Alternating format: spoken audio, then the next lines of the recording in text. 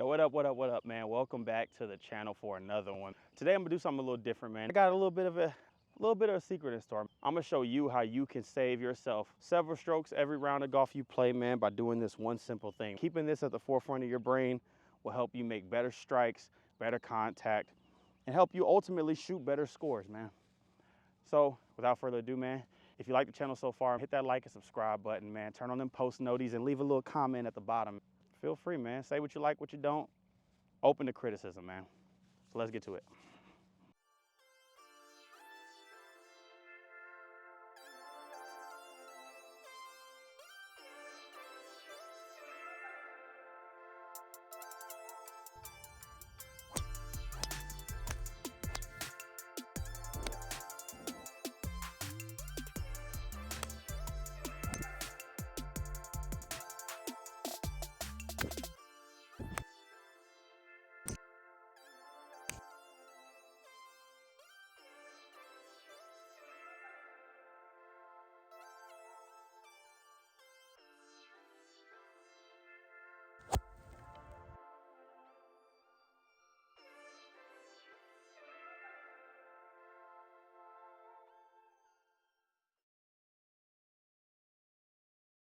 All right, so right here we got a par 3, 157 yards to the flag, man.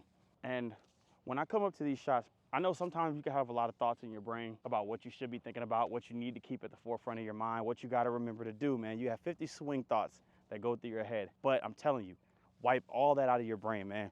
Your body is a machine that loves to repeat itself. It loves repetition, man. Everything gets easier with repetition. If you play a lot of golf, man, you're gonna remember to do this with your hand without even thinking about it. Your body's gonna do it, man. If you do it enough, do that stuff in practice sessions, at the range, when you're working on your game. Don't do it out here on the course, man. Don't think about swing thoughts, man. Maybe have one, but if you could, man, have none and just have this in your head. I'm telling you, this will kind of help you with everything you're thinking about, man. It'll kind of simplify it for you and it'll make every single shot feel a little bit easier. So the one thing I want you to think about when you're standing behind your ball and you're looking at the flag and you're trying to decide how you're gonna approach this shot, man, I want you to think SWAT. SWAT, man. SWAT. Not Shamar Moore busting through your door talking about FBI open up, this SWAT, blah, blah. Nah, SWAT, man. SWAT. When you're thinking of SWAT, man, I want you to go down this checklist, man. Same way you do when you were leaving the house for the day and you think phone, wallet, keys, blah, blah. You check your pockets before you leave, man. Every shot, I want you to think of SWAT, man. SWAT, man. S stands for slope. W stands for weather. A is for approach. And T is for tempo, man. T is the most important, man. Tempo, tempo, tempo. I'm telling you, the biggest reason why people make bad shots is because they don't control their tempo, man. If you stop overthinking your swing and you focus on your tempo, you will make better contact, man. Even with a bad swing, you'll make better contact than people who don't prioritize tempo. All right. So here I'm on the tee box, man, looking at my shot. So I'm thinking S, man. What's my slope look like, man, right now? I'm looking at the ball. Pretty level. So when it comes to S checked, slope is neutral. W, man, weather. Right now, if you look at the flag, the wind is hardly blowing at all, if at all. Right now, it's really died down. And this area that I'm in right now has a lot of houses and trees to block the wind. So I'm looking at the trees, I'm looking at the flag. No wind. Wind's almost relatively neutral. Weather, also you want to pay attention to, has it been raining the last few days? Do you know, is it wet or is it a dry condition, man? On dry conditions, you can make pretty good swings. You know the ball can spin. On wet conditions, man, you end up with water between your ball and your club face, and you will not get a lot of spin.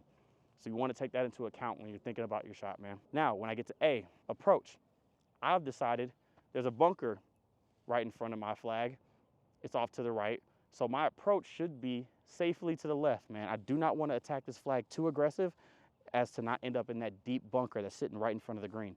All right, so that's my approach, man. Solid, smooth swing.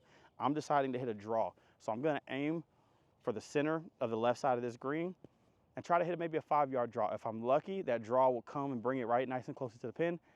Worst case scenario, it doesn't draw as much as I like and it ends up on the green, but safe, and I'm putting. All right, and T, man, tempo, man. If you have a tempo that works for you, man, stick to it, man. Keep it in your mind. When you step up to these shots, the only thing you should really be thinking about is your tempo, man. Tempo, tempo, tempo. And I'm gonna give y'all a bit of a secret, man. Mine, I don't know how everyone else decides to count their tempo. I count my tempo as 2, pause, swing. So when I swing my golf club, in my mind, I'm counting exactly like this. It's 1, 2, swing. That's my swing. That's my normal rhythmic tempo.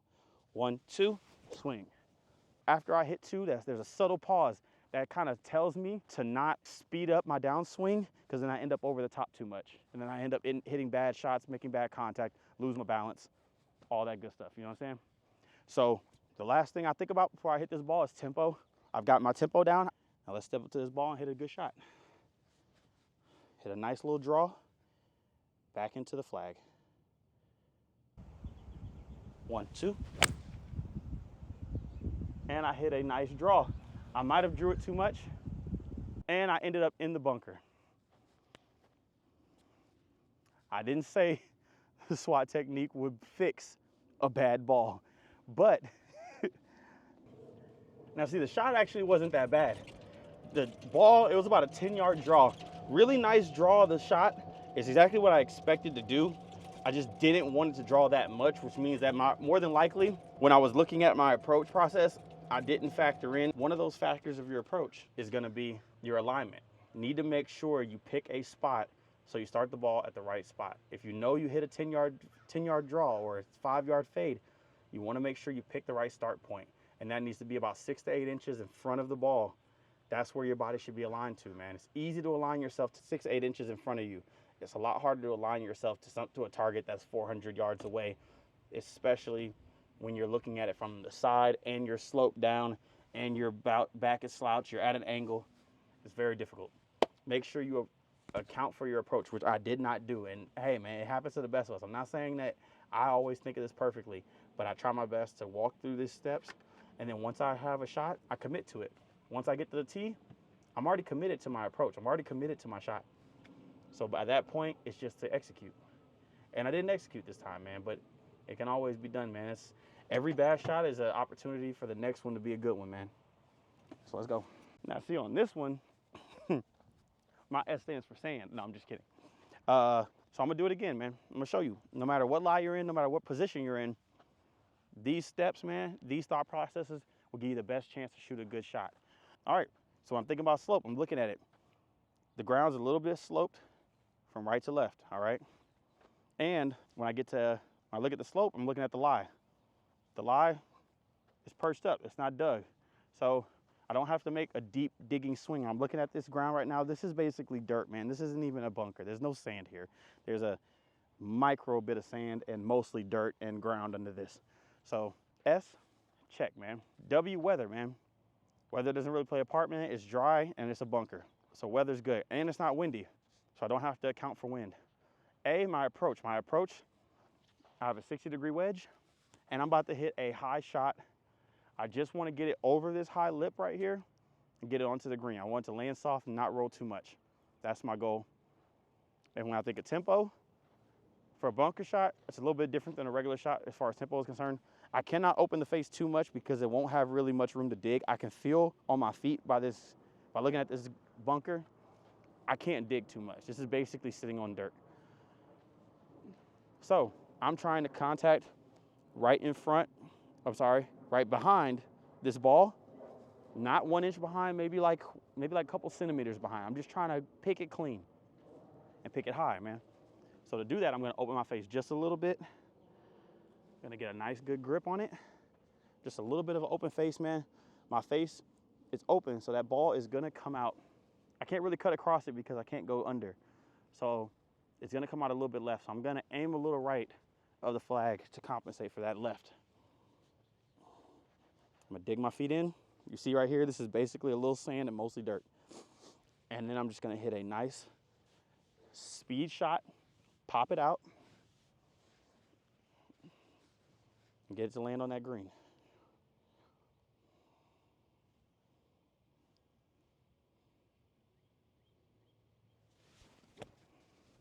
Oh, there's more sand than I thought it would be. But ended up with an excellent out, man. That ground was actually a lot softer than I thought it would be, but hey, I didn't have to worry about it because I planned for that ground to be hard. So I didn't pick up a ton of dirt.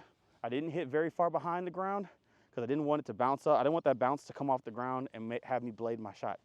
But man, it worked out good. Ended up with a really good shot out of here.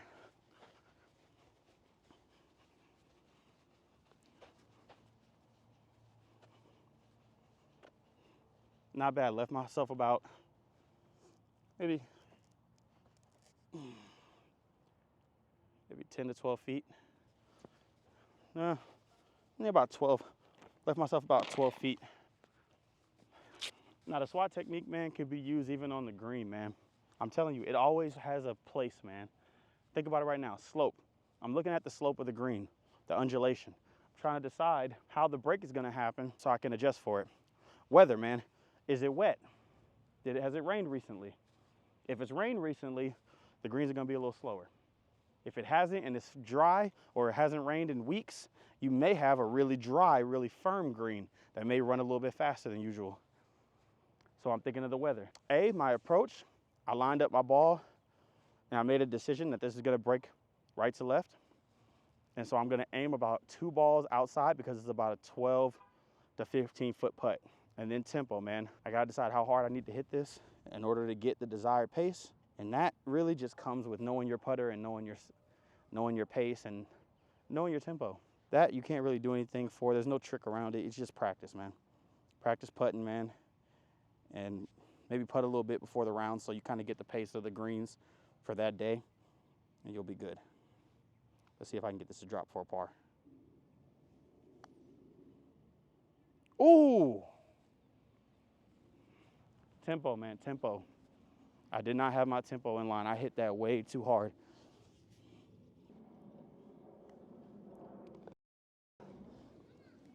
Flags coming in? Yo, my bad, y'all. Flag man came by and grabbed the flags 30 minutes early, so I had to cut that video a little short. But you get the gist, man. SWAT. Just remember it, man. Don't take my word for it. Go ahead and try it. Try it for yourself. Go out to the golf course, man. Even if it's just one hole. Go play one hole and just tell yourself every shot, I'm going to follow this technique. And just see if you shoot better. Realistic, give it 3. Give me 3. Give me 3 holes. Just play 3 holes and just see how you feel. Try it out, man. When you go up to your shot, assess the slope. Think about the weather. Rain, dry, wet, things of that nature. And also, don't forget wind. Man, that's part of the weather. You know what I'm saying? Plan for the weather, man. Weather. Is the ground wet? Is the ground dry? It'll let you know if you're going to get a spinny shot or if it's going to come out kind of low and spin, maybe a little dull. If it's going to roll out more. If you're on the green, man, is the ground wet? Wet grounds usually mean slower greens. You feel me? So take that into account. Are you hitting a high shot, a low shot? Do you have things that are going to block the wind like trees or houses? Or are you pretty open? You know, if you're going to be hitting one of your higher irons, man, 7, 8, 9 into the green, those are going to fly a little bit higher. Even if you have trees, if you have 50-foot, 60-foot trees, the ball is going to travel over those trees. So you want to plan for that. You want to adjust for the wind. Approach. Think about the approach into the green, into the fairway, off the tee. Think of your approach. Use those first 2 metrics, your slope and your weather, to dictate your approach. If you know it's wet out and you know you want to come into the green, it's going to be a lot harder. The ball might not draw as much. The ball may not fade as much. You may not be able to get that spin, even that side spin that you expect to get that normal draw or that normal fade or that normal cut that you're used to. So just keep that in mind. If you're off the tee, obviously a lot of these factors are null and void because really the only thing that matters is weather because you're playing off of a tee. You know, you can dry that ball off beforehand. You're not going to have water as a primary factor when you're thinking about addressing a tee shot. But everywhere else, think about those first 2 factors, slope, weather, you know, pay attention and then plan an approach. Once you plan that approach, once you go through A, lock it in. Do not step up to the ball and change your mind. I'm telling you, it's not going to work out in your favor. You are more than likely going to hit a better shot if you go through these steps and then you commit to the shot. Do not change your mind. Everyone seems to do it. It happens. I do it sometimes. I look at the tee and I look at the flag or whatever, and I just say, man, maybe I'm not addressing this properly. I'm just telling you, it's kind of like taking a test, man. If you think of that answer too much, you will talk yourself out of the right answer. The first answer that comes to your mind is usually the right one. Everybody knows that, man. It's the same thing in golf. The first assessment and your first plan is usually the right one. Fair. There are instances where that's not the case, but for the most part, far and wide, your first assessment and your first plan will give you the best outcome. So once you hit that A and you've checked off that A for approach, do not change your plan. Stick to your plan. And then last but not least, the most important of the group, tempo, tempo, tempo. I'm going to say it again. Tempo, tempo, tempo. Sorry if that got a little loud, my bad.